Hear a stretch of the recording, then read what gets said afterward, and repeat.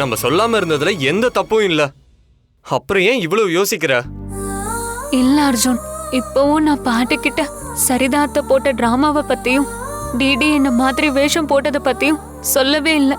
இப்படி எல்லா உண்மையையும் மறைச்சிட்டு இருக்கிறது தான் எனக்கு குற்ற உணர்ச்சியா இருக்கு. ஏய் பவி, நான் பேசிக்கிட்டே இருக்க, நீ பாட்டுக்கு எதையும் யோசிச்சுக்கிட்டே இருக்க. ஒன்னும் இல்ல அர்ஜுன். எதையும் யோசிச்சு சேரதான் பிளஸ்.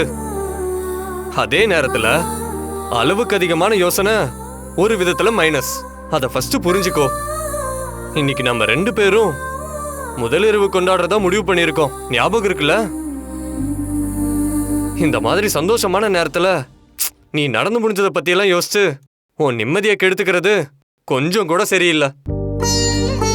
நம்ம செஞ்சது எல்லாமே பாட்டியோட நல்லதுக்காக செஞ்சதுதான். ரொம்ப மனசு போட்டு குழப்பிக்காம இந்த ஃபர்ஸ்ட் நைட் தான் நம்ம லைஃபோட ஃபர்ஸ்ட் ஸ்டெப். நம்ம 2 பேரும் சந்தோஷமா அதுல அடி எடுத்து வைக்கணும்னு ஆசைப்படுறேன்.